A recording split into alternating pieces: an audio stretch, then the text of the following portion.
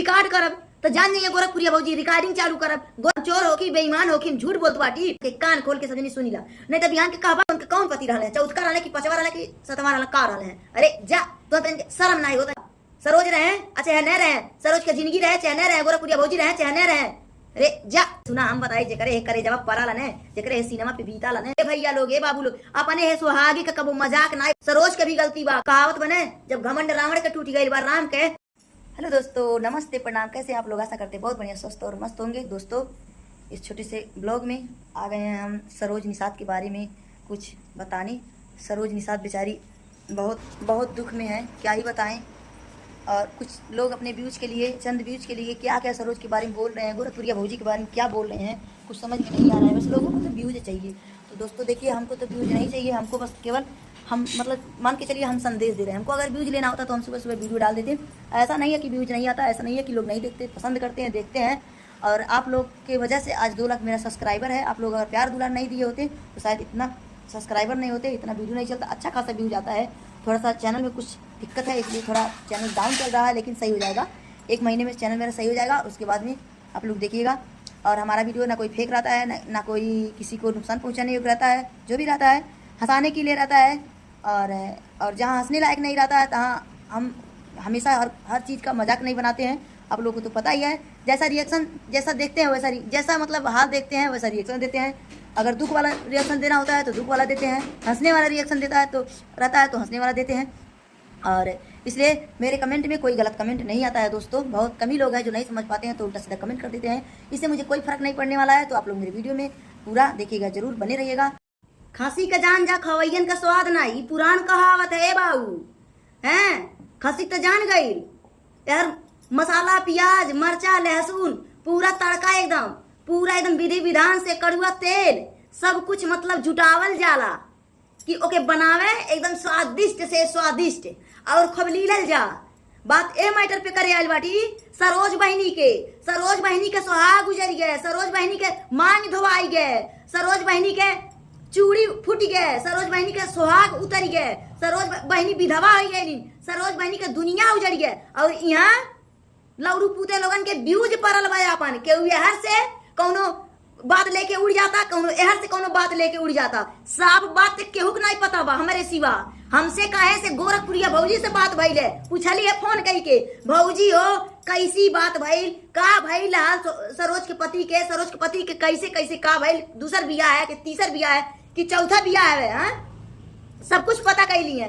का हमसे बतौले हैं आप लोगन से पूरा बात बतियाई, पूरा बात कहब। महादेव भैया हमसे का कहले, गोरखपुरिया भौजी का हमसे बतियौले, सब पूरा टोटल बात हम बताई, हम पूरा टोटल बात बताई। यह बा हम स्वार्थी ना हो कि चली उनकर बतियों के वीडियो बना ली, वीडियो लाड़ा पूते बना दी कुल के वीडियो। अरे इतना वीडियो के दीवानगी हमरे चढ़ गई बा, इतना वीडियो के आशिक हो गई बाटी कि एकदम कौनो ऐसा बात न छोड़ी, कुल के वीडियो बना रही। यही नाते हम गोरखपुरिया भौजी के जो हमसे फोन से बात हुई एक कटी हमारे फोन में रिकॉर्ड करब तो जान जाइए गोरखपुरिया भौजी रिकॉर्डिंग चालू करब। गोरखपुरिया भौजी जान जाइए देखो हमारी रिकॉर्डिंग डालतिया। हम चोर हो कि बेईमान हो कि झूठ बोलत बाटी, खुदे लौड़ पूत लोगे मांग दोनों लोग खुदे चलत बाटी, अंगुरी उछाले अंगुरी करत बाटी हैं। चुल्ल मचल बा सब जनी के, पिराता छरछराता खुदे सब जनी के कि गोरखपुरिया भौजी कैसी ऐसे हालत में हो गई, कैसी साथ देत बाटी।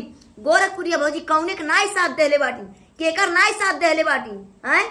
तुहन के समझ में न उल्टा सीधा कमेंट होत बा कि पहला पति दूसरा पति हैं।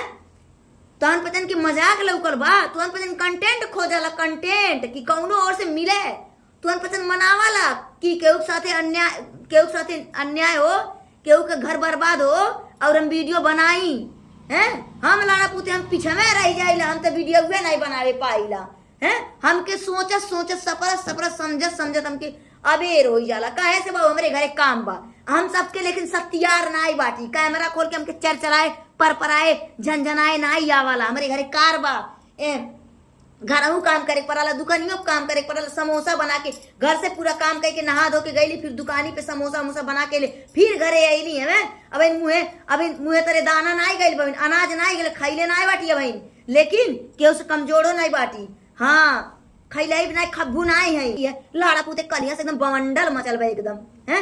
दोस्तों आप लोग हमारे वीडियो में बने रहिएगा एकदम।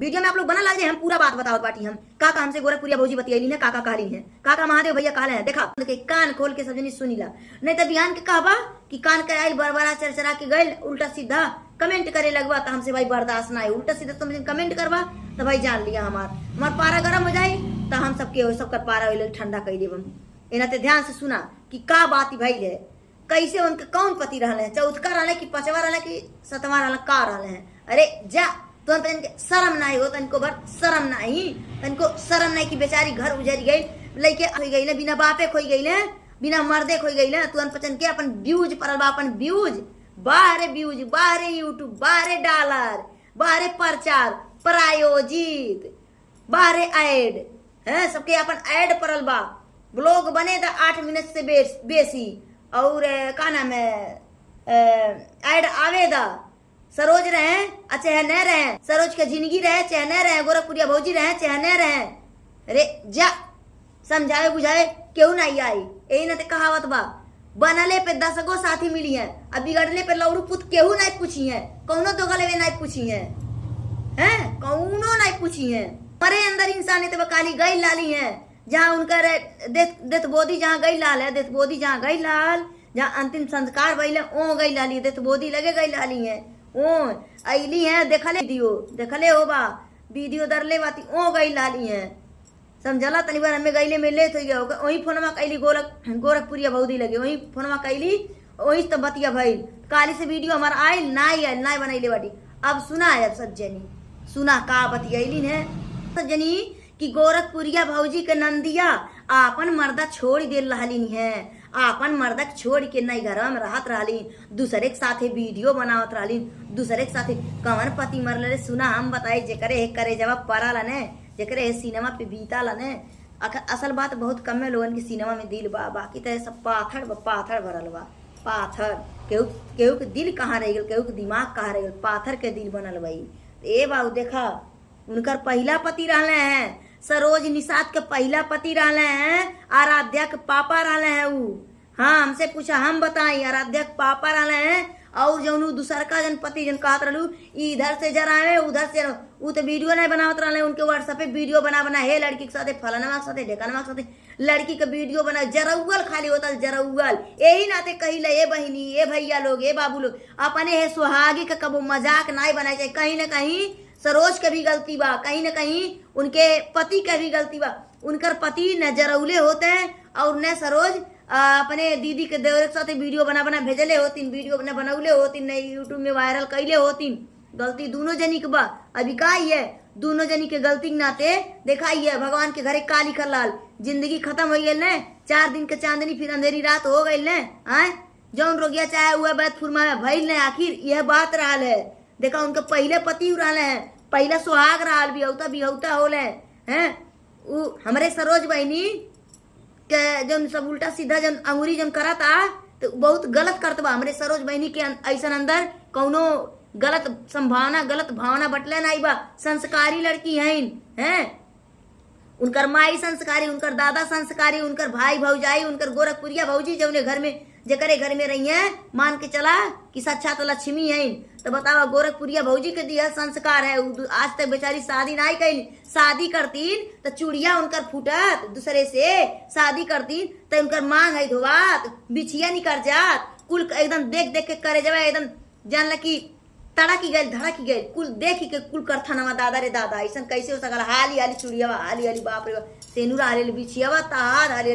निकल गई बाप रे बाप हैं ऐसा हो दूसर शादी कैले रहती न दूसरे मांगिन सेनु भरवैले रहती न इतना नहीं रोतीन बेचारी रोवती आटीन जिंदगी उनका उजरी गई हैं घर वाले तो कैसन बाटा ये दादा घरों वाले बड़ा बेदर्दी बाटा दादा तनको दर्द नहीं सरोज के घरवा वाले सरोज के सास ससुर नंद जेठान ऊ सब कुछ लोग कहना कि रहने दीजिए कुछ लोग कहना नहीं जाओ जाइए ऐसे छुतिया कितनो तो राल घटवा तो नहा देवे चात राल है हाँ मुख आगनी आखिर लइकवा देला से घटवा नहा लेवे देवे चातराल है इतना नाई पाप कल जाला कुलोर से कहावत बने जब घमंड रावण के टूटी गई बार राम के तो तुहन पसंद इंसान हो हम तो इंसान हो की हमनो कब घमंडवा टूट जाये कौन चीज के घमंड बतावा सुहाग उजल के दूसरे घाट नए नहाए पाओ के कुल पपो करता तू है ना पचन के ऊपर घर आई, तू है ना पचन के ऊपर बिस्साई, हमें का करे एक बार। और गोरखपुरिया भौजी के ऊपर अंगुरी उठत बा,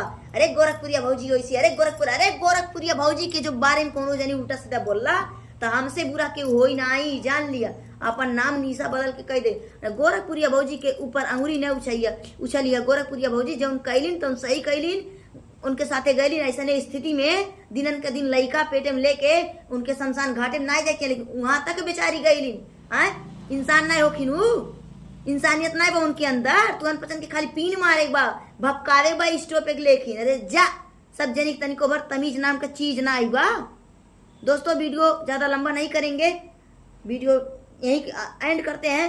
और आप लोग कमेंट में बताइएगा मैंने वीडियो गलत बनाया सही बनाया, और फिर आप लोग बोलेंगे जिस तरह से आप लोग का कमेंट रहेगा उसी तरह से हम वीडियो बना के आप लोग को फिर देंगे।